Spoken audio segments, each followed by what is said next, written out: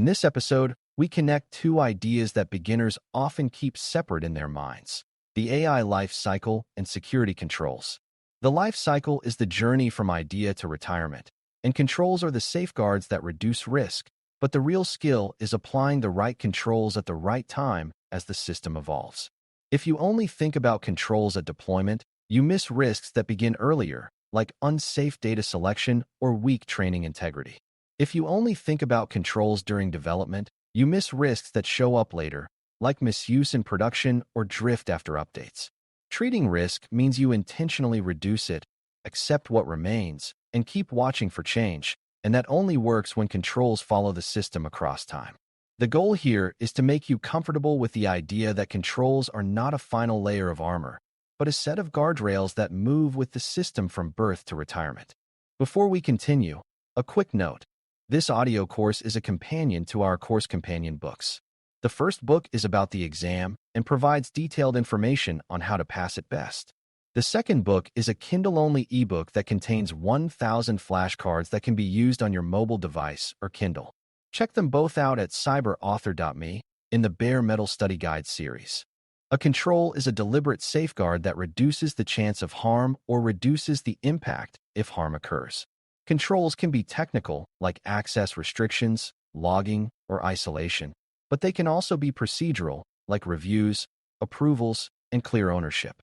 Beginners sometimes think procedural controls are weaker, but many serious failures happen when people skip process, so process controls can be just as important as technical ones. Controls are chosen because they match specific risks, such as preventing unauthorized access, preventing accidental data exposure, preventing unsafe behavior, or ensuring incidents are detected quickly.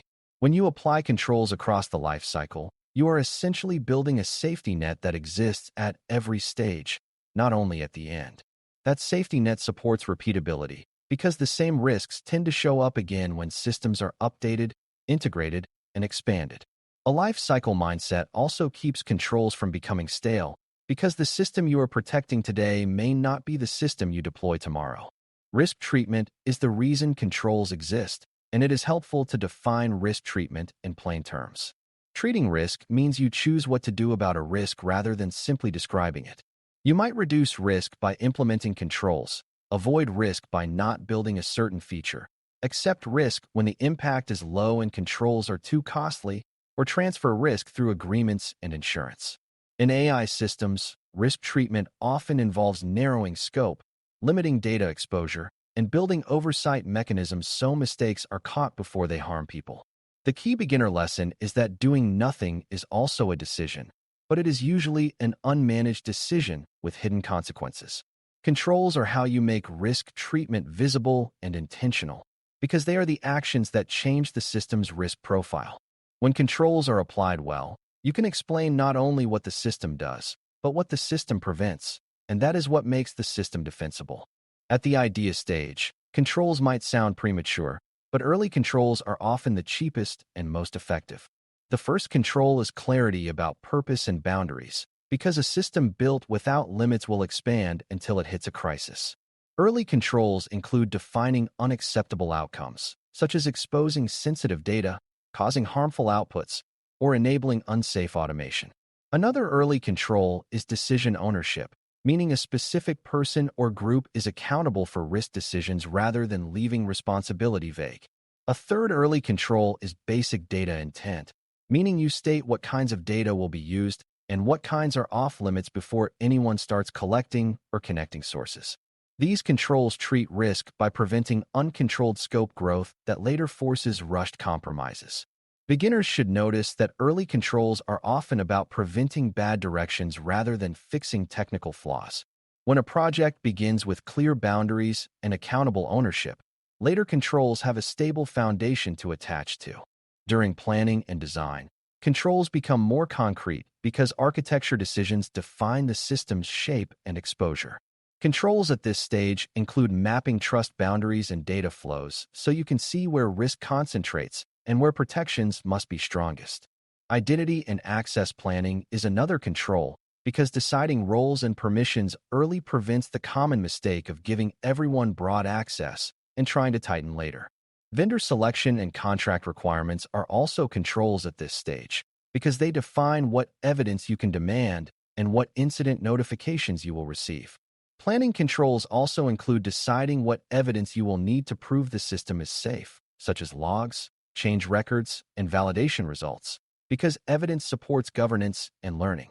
These controls treat risk by shaping the system so that safe operation is possible, not just hoped for.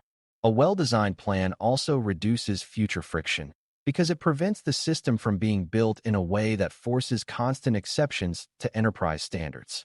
When the work shifts to data, the controls you apply have a huge influence on long-term safety. Data controls include classification, minimization, and access restrictions that prevent sensitive datasets from being used casually. Another key control is lineage, meaning you can trace where data came from, how it was transformed, and what rules governed its use. This matters because if a model later behaves badly, you need to know whether the cause is data quality, data contamination, or policy violations. Data quality controls also treat risk because low-quality data can create inaccurate or unfair outputs that harm users and damage trust. Beginners sometimes treat data as a neutral ingredient, but data is closer to a powerful chemical, useful when handled properly and dangerous when mishandled. Controls at this stage also include retention limits and secure storage, because data that lingers unnecessarily becomes a long-term liability. When data controls are applied consistently, you reduce the chance of building a model that is unsafe for reasons you cannot explain or fix. During model development and training, controls focus on integrity, protection of artifacts, and disciplined change management. Training environments often need isolation from production and from general user networks, because training can involve powerful permissions and large sensitive datasets. Access control during training is also critical, because unauthorized changes to training data or training code can silently alter model behavior. Another control is versioning of data and model artifacts so you can reproduce and compare results, which is essential for both learning and accountability. Beginners should understand that model artifacts, such as weights and configurations, can be valuable and sensitive, and they should be protected from theft and tampering. Development controls also include peer review and approvals for major changes, which reduce the chance that one person's mistake becomes a production incident.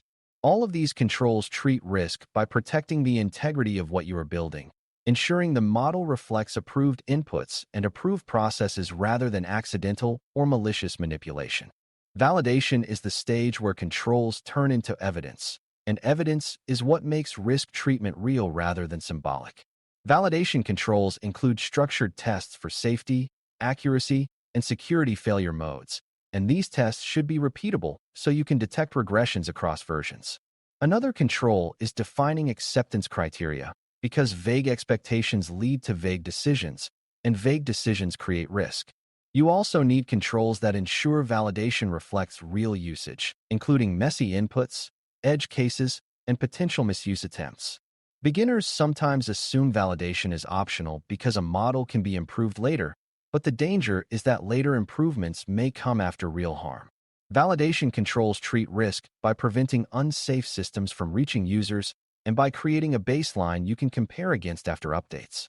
They also support governance because leaders can review evidence rather than trusting enthusiasm. When validation is treated as a true control, it becomes a gate that protects users and the organization, not a box-checking ritual. Deployment and integration introduce a different set of risks, so the controls must shift accordingly. At deployment, identity controls become operational, meaning you enforce who can call the model, who can administer it, and what privileges are allowed for service accounts. Network and isolation controls matter because you do not want a model endpoint to become a bridge into sensitive internal systems or a public target without protections. Logging and monitoring controls also become essential at deployment because you need visibility into usage patterns and potential misuse. Integration controls treat risk by preventing model outputs from being trusted too much, especially when outputs could trigger actions, influence decisions, or spread to customers. Beginners should recognize that a model that was safe in testing can become risky when integrated into a workflow that assumes outputs are always correct. Deployment controls also include safe defaults, such as restricting features until confidence is earned, because releasing gradually can reduce blast radius if something goes wrong. This stage is where architectural choices and controls either support safe adoption or create rapid, uncontrolled exposure. Once the system is live, operational controls are what keep it safe day after day, even when no one is actively thinking about it. Monitoring is a control because it detects unusual behavior, and unusual behavior is often the first sign of misuse, drift, or compromise. Incident response readiness is also a control because a system can only be considered safe if the organization can respond quickly when safety is threatened. Access reviews are another operational control because permissions tend to accumulate over time and old access becomes forgotten risk. Logging controls also matter because logs must be useful for detection and investigation without turning into uncontrolled stores of sensitive data. Beginners often focus on preventing incidents and forget that detection and response are part of prevention over time because fast response reduces impact and discourages repeated attacks. Operational controls treat risk by maintaining visibility, enforcing accountability, and ensuring that protective assumptions remain true as real users interact with the system. If you neglect this stage, the system can quietly become more dangerous even if it never changes. Change management controls are especially important in AI because changes can alter behavior in subtle ways. A new model version might improve performance but become less safe under pressure, or it might handle one set of prompts better while becoming inconsistent elsewhere.